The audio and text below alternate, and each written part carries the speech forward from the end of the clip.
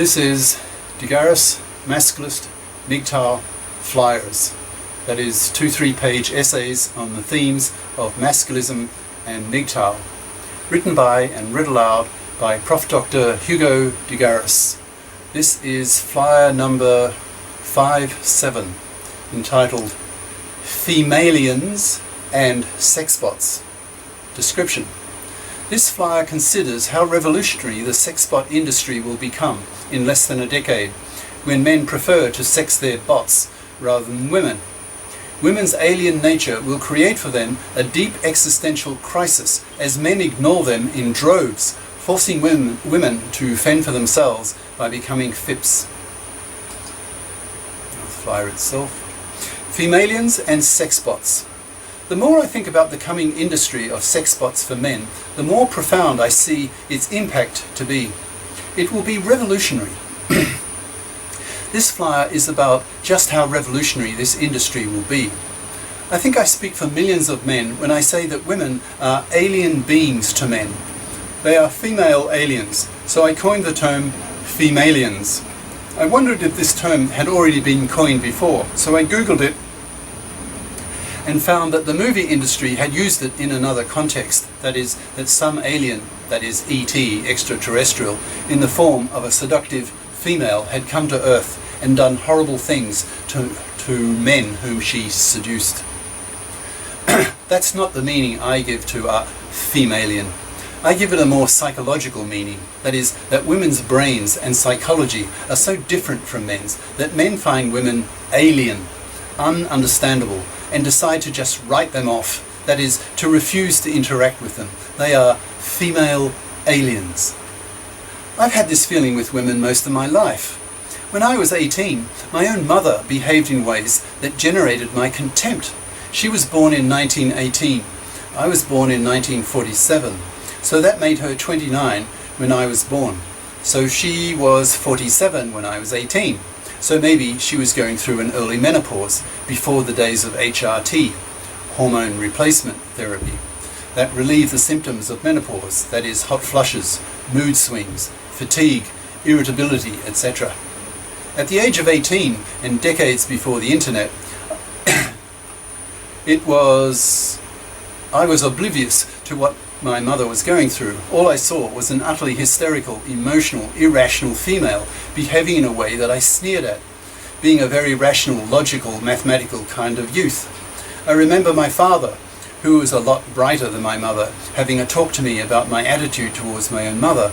I told him I had no respect for my mother at all, and that it would only be a few months before I was out of the house and off to university, so that the problem was not worth wasting a ton of energy on. My father agreed and asked me to keep my negative feelings towards my mother to myself more. Interestingly, when my mother died at age 68, my current age, well actually I read this flyer a year or two back, so I'm just a few months off 70 now, my father chose to live alone from then on. That is, he went MGTOW a generation before the term was invented. When I was in my early 20s, that is in the late 60s and early 70s, the second wave of feminism got off the ground, and that really excited me. As a teenager at school, I'd been appalled at the intellectual vapidity of the mothers of my friends at the private school I went to. They struck me as being utterly boring, empty-headed ignorables. I wanted nothing to do with them. I have a little sister, 8 years younger than me, who was as bright as I was, and I played a big brother/father role to her. She was fun to be with and learned readily. When I returned from the UK for her wedding in 1979, when she was 24, I was disappointed how she had turned out to be as an adult female, that is a typical upper middle class, uncurious, unintellectual Australian female, the type of woman I would never have as a friend. Actually, my sister surprised me. She very generously offered to buy for herself a 1-bedroom apartment and allow me to live in it rent-free. So my attitude towards my sister has become a lot more positive, as you can imagine. I may very well take up that offer of hers. I would never have her as a friend. I suspect that her husband, who shared my contempt for Australia's anti-intellectuality, left her for that reason and headed off to the UK and later the US. So, you can see why I was so excited by second wave feminism, having seen my own mother and sister become female intellectual zombies, not reading thought-provoking books, just wallowing in physical activities. I reason they would be my anti-model, that is, the type of woman I would not want to have anything to do with. I became an avid male feminist. I thought that feminism would make women interesting, meaning that I would be able to share my mind with women, that they would be interested in my intellectual passions. The naivety of youth. A half-century later, I have come full circle. I have the same contempt for female minds now as I had growing up in the doldrums of Australian suburbia. Every time I visit Australia, I feel a third of my brain cells switch off due to the intellectual poverty of the culture. In 1971, I moved to London and got caught up in the excitement of the early women's lib movement.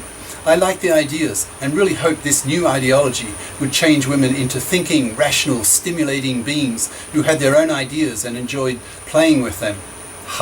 Again, the naivety of youth. In practice, all my adult life, I have never been able to share my mind with a female. It took decades for my own intrinsic ability to manifest itself. With no false modesty, I think it's fair to say that I am world-class in terms of being an AI, that's artificial intelligence, futurist, with my doctrine of the intellect war that I think is coming. There were no females in this species dominance debate. It was entirely male. As an AI researcher, I would go to world conferences where not only were there no female speakers, but often no females even in the audience.